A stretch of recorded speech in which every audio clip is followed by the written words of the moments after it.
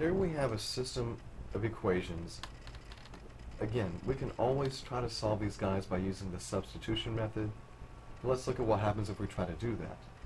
If you solve this guy for x, you're eventually going to have to divide it by 6 and create fractions. Divide this one by 3, you'd have to create fractions. There's no good place to do substitution without fractions. Not that we can't work with fractions, but why do we need to go there? Why do we need to make things more difficult for ourselves? Instead, let's use the elimination method.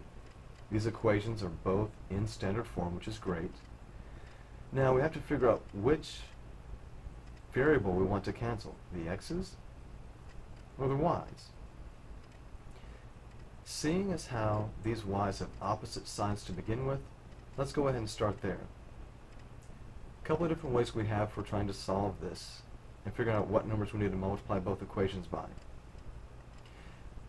What is the least common multiple for 3 and 2? If you said 6, you're right.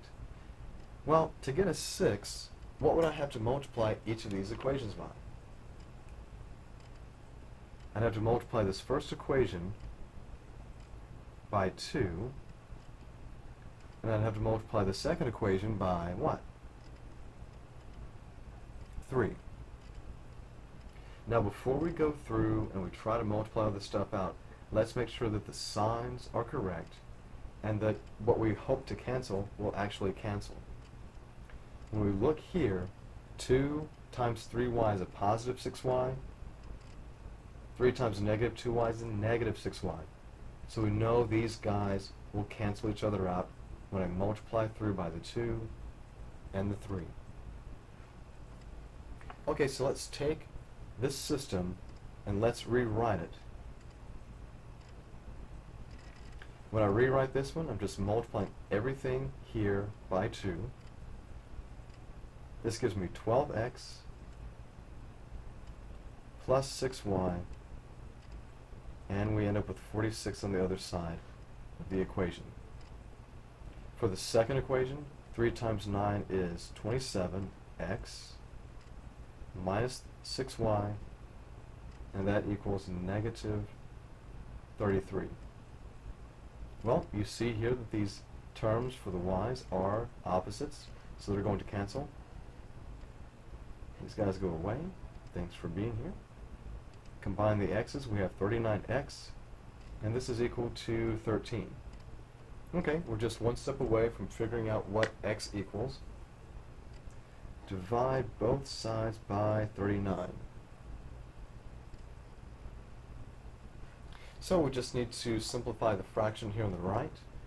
13 over 39 can be reduced by the common factor of 13. When we do that, we have that x is equal to 1/3.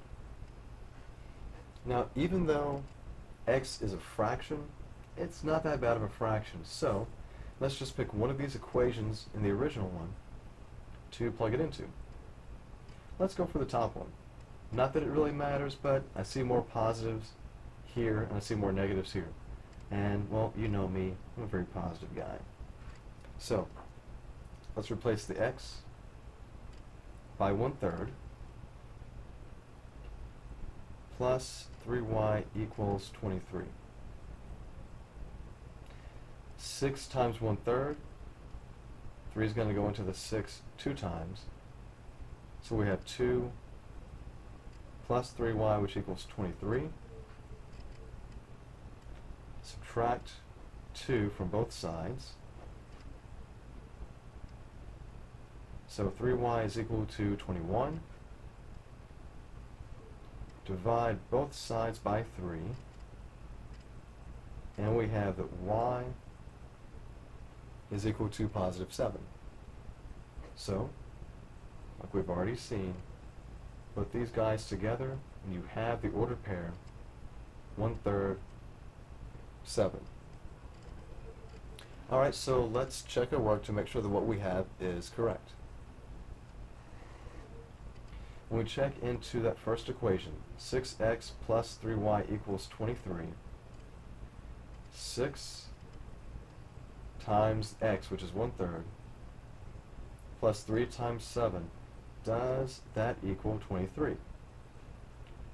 Again, we already see this guy's going to equal 2 plus 21, and yes, that guy does equal 23. Now let's check with the other equation. The other equation is 9x minus 2y equals negative 11. So 9 times 1/3 minus 2 times 7. Does that equal negative 11? 3 is going to go into the 9 3 times. So 3 minus 14, yes, that does equal negative 11. So our solution here is the ordered pair 1/3, 7.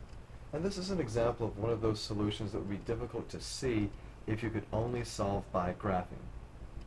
Using algebra, we don't have to worry about graphing. We just have to pay attention to our signs, and we get this nice answer, 1/3, 7.